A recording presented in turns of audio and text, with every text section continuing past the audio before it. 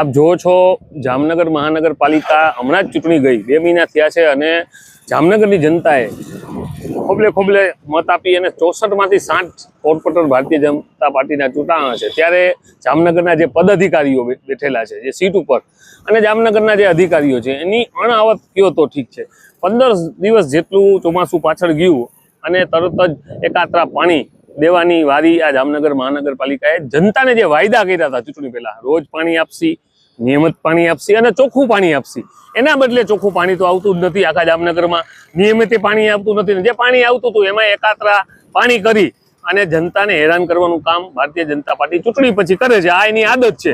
ત્યારે જામનગર કોંગ્રેસ દ્વારા વારંવાર આ રજૂઆત, વિરોધ કયો તો વિરોધ, જનતા માટે લડવાની વાત છે। ત્યારે તમે જોવો છો તેમ સવારની રંગમતી નદીમાં એક પાઇપલાઇન જાય છે, લાખો લીટર પાણી સવારે 7 વાગ્યાથી આ લાઈન લીકેજ છે। ત્યારે અહીંયાના અધિકારીઓને મેં જાણ કરી અને હવે ઘોડા જેમ તબેલામાંથી છૂટી ગયા તેમ તાળા મારવા નીકળે છે। તમામે નિષ્ફળ આ ભારતીય જનતા પાર્ટીનું શાસન જામનગર મહાનગરપાલિકામાં છે એ સાબિત થાય છે। જનતા હેરાન છે, જનતા પરેશાન છે, પાણી જ્યાં એના મોઢા સુધી પહોંચવું જોઈએ એ નથી પહોંચતું અને પાણીનો વેડફાટ થાય છે।